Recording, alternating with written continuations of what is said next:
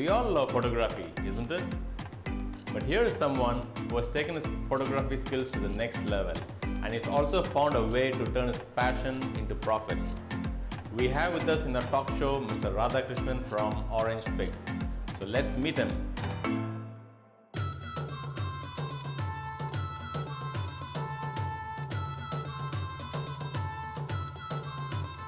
Hi, how are you? Hope you're doing fine today. Hi, Mr. Krishna. How are you? Fine. I'm Doing fine. great. Good. Nice to Hope see you're you safe. here. Yeah. Thank you. Thank Great. you for having me here. So I know that you're into industrial photography. I myself love photography and I used to take it on a hobby level, but I couldn't take it any further. So how about you? When did you decide to become a full-time photographer and why did you choose this creative field? What's your backstory? Yeah, basically, I was working professional. I was doing my 5 to 6, 9 to 5 job. I was working in many corporates, and I have a 15 years of experience.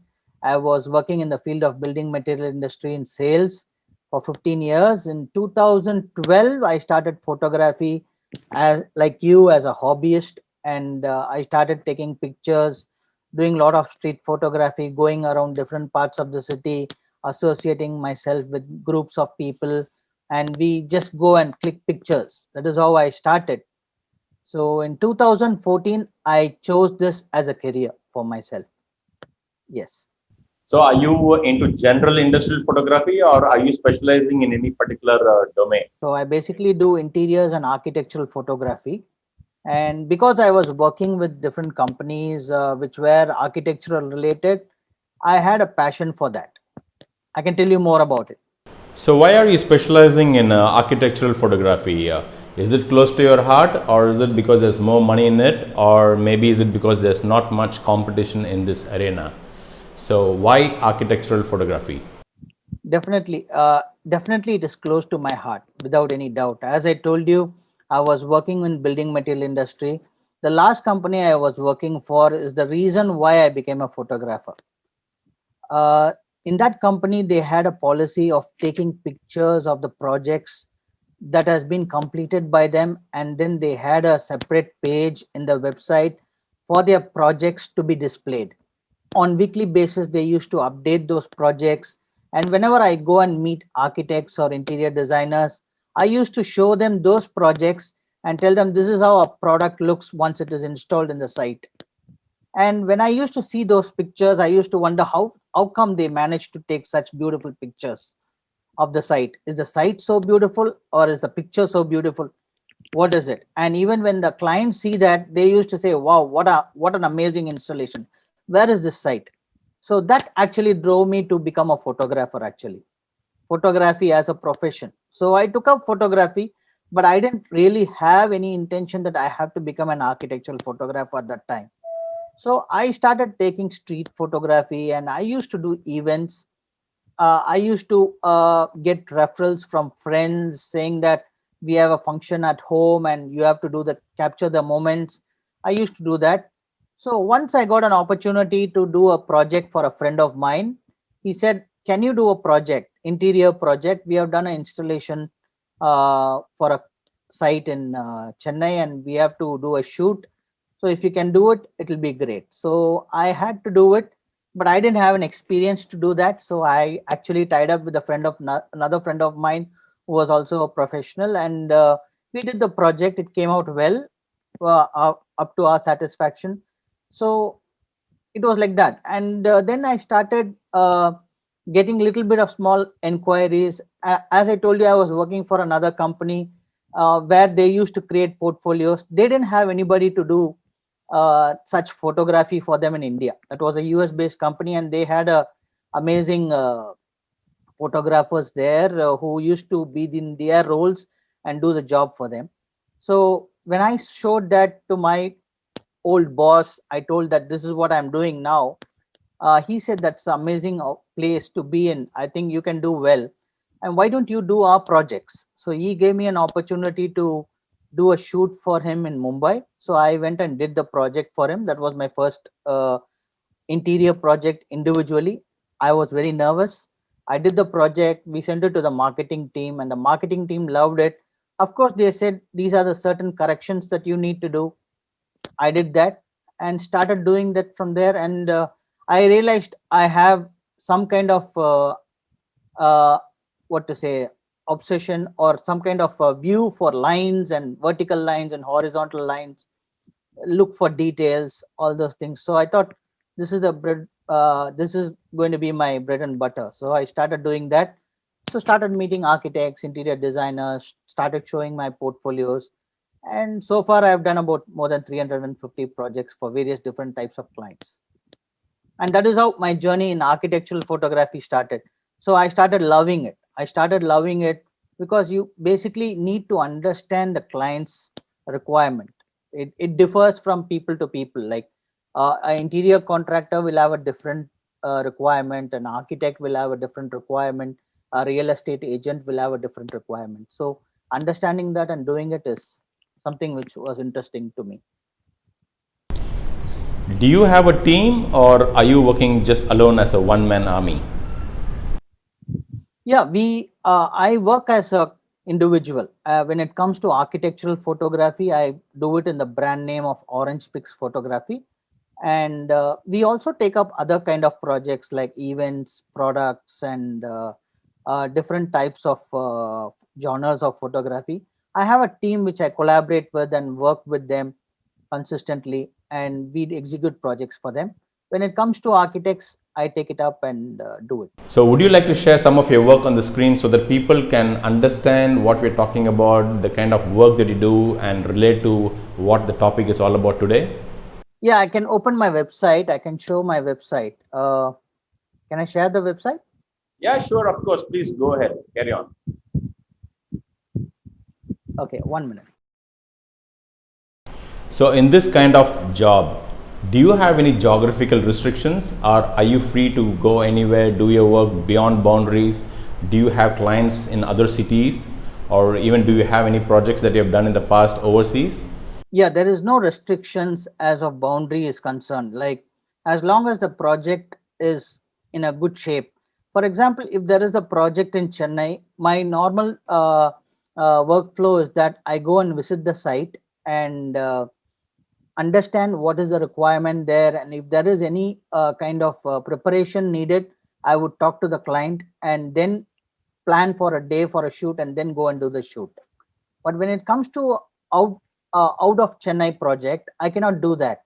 It depends more on the client. So client's understanding of, I have to do a lot of interaction with the client to understand what is the condition of the site and what is required. Based on that, we actually go. There's no restriction as of now that I don't want to go anywhere outside Chennai and do. I travel to Mumbai, Delhi, Bangalore, Kerala, and I've even traveled abroad once to do a shoot. So client discusses with me what is required, and I know what I explain them what is expected when the shoot is to be, what kind of preparation is needed. So when that is done, there's no issues at all. And if the client is prepared to bear the cost, no issues. So why would they give a project to someone in Chennai when there are so many photographers all over the city, all over the town, and of course now the new generation has been using smartphone with so much of advanced apps with so much filters, they can make some stunning photographs. So why would they engage somebody in Chennai? I mean, I'm talking about clients who are from other cities, other places. They do have some photographers nearby, right? So why would they engage you? What makes you stand out from the crowd? It is a comfort level and service that we are having with them. Basically, when I work with a client, I also work with the marketing team, and we interact on a regular basis, and the marketing team becomes comfortable with us. So it is easy for the client to have one point of contact for the everything. So for example, if a client is pan India and they have projects all across India, so having one photographer in different region, there may be a lot of difference in workflow. So if I'm going to go there to Delhi or I'm going to do in Mumbai, whatever marketing team needs, I exactly understand and give the deliverables as per their requirement. So that becomes more easy for them and comfortable to work with. So do you have a studio or a commercial setup, or is it just you work from home as a freelancer or as a small office, home office? I work from a home office. As my projects are more site based, where I have to visit and do the shoot, I wouldn't. I didn't feel a need for a studio at the moment. But when it comes to projects like product photography or something, I bring it to my studio. I have a place in my home office which I do it there. I understand that you need to keep updating your equipments once in a while, right? So, is this a asset light industry or is it a heavy investment business? So, how much is your gears and your equipments worth as of now, actually? So when it comes to assets, to start with, I don't think you need a big investment to start with. So once you start and once you establish, when you earn, see, in any business, it is said like you earn certain profit, keep some amount for the investment part, and then take it balance to yourself or some you for the development of the company. So you have to plan accordingly. If you're going to do certain amount of revenue generation in a year, certain amount goes to development investment part for what to say, to upgrade yourself. You need to keep upgrading whenever there is a need. There's no need. See, there is something in photography. There's something called gas. Gadget acquisition syndrome. You have a new camera in the market, and suddenly you feel this camera is very good. There's nothing. There's no need for that. But when you feel that there is a need for you to upgrade, and will that add a value to the profession, then you can actually upgrade. For example, I needed to upgrade my computer system once in 2 years. There are so many things I need to upgrade. I may be having an investment. There may be an investment where I feel this particular lens will be a very ideal lens for doing this kind of a work. So then I probably can buy that. There's nothing like the lens which I was using before that was not useful. Maybe it can make it easier. That is the reason why you actually invest. So that is how it is invested. So uh, a little bit of whatever revenues I've generated, I've always invested on a regular basis. uh, a thoughtful investment, I would say. During this pandemic, many businesses are suffering. What about you? Are you still able to manage working from home? I definitely agree. There's definitely the business gets affected. It was affected, but there was a little bit of opening by September. Again, things got picked up, and again we are back in lockdown now. But being in architectural photography, one thing is that you have projects throughout the year, not like weddings or anything. There is a seasonal time.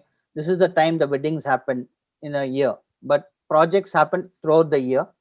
So I'm associated with a group of entrepreneurs where we actually share business with each other, pass referrals to each other. So we have to get socialized, and you have to build a network to actually uh, keep the flow regular. I mean, what kind of a network is that? Is it a formal business network or is Yeah, it I'm a just? part of a business network called BNI. Oh, BNI. How long have you been a member in BNI? And what is the greatest takeaway in BNI? How has it impacted your business?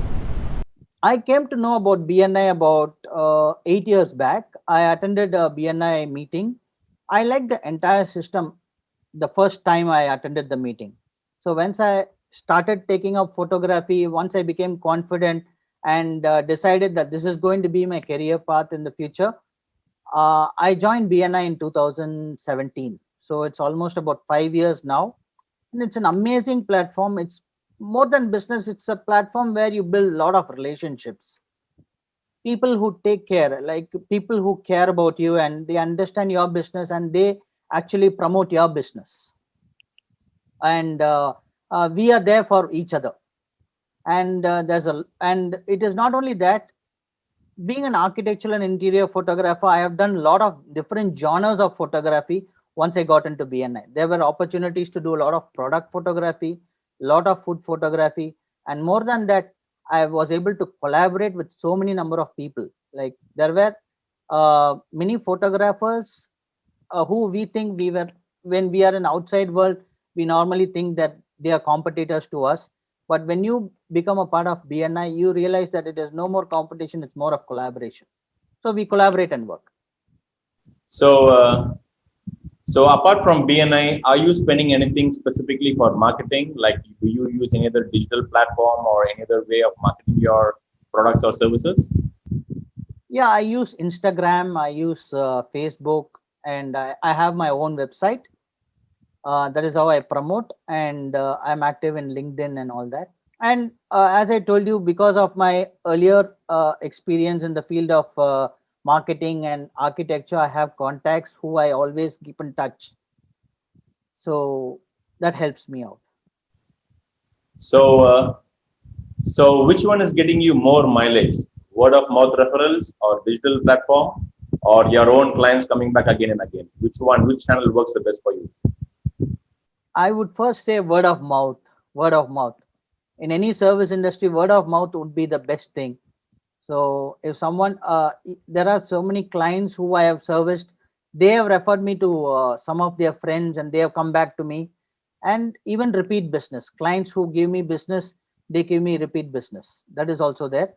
No doubt, digital platform is there to always be present.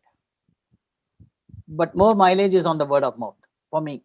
So I believe you have been in this industry for the past 7+ years, right? So what is your greatest challenge that you have faced in this industry?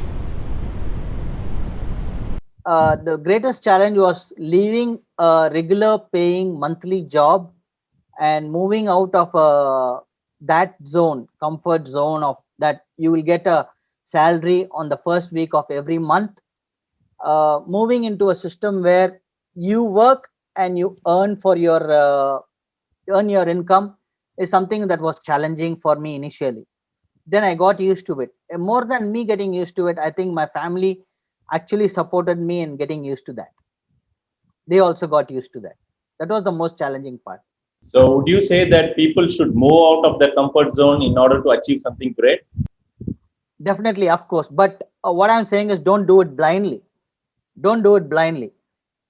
Have some kind of a backup. Have some kind of a backup, and you know that, yeah, even if you don't have some money next month, you have something to give you support. If that is there, I think you have to take some risks at some point of time. Now, what can be considered as your greatest achievement in this chosen field? Any particular sweet memories that you would like to share? My greatest achievement is like I was working for a company, as I told you before starting photography. Now I am doing all their projects across India, and I am their official photographer. And that I've done about close to about 60 projects for them so far in last 5 6 years. That was one achievement. And another thing is not only doing that, I'm learning a lot of things. When it comes to architectural photography, you have so many things like photography is there, then you have 360-degree, then you have videos, and then you have I'm slowly learning and improvising on things. I'm evolving over a period of time, being a learner at every point of time. So, how do you see the future of this business 5 years from now? 5 years from now, to be honest, I want to be one of the top 10 architectural photographer in India.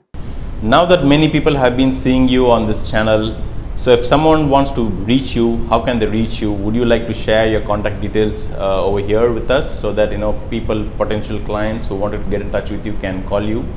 I have a website which will be shared, and I can also give you my contact number. You can contact me on WhatsApp, and I am always willing to serve you. So, is there any word of advice for upcoming photographers?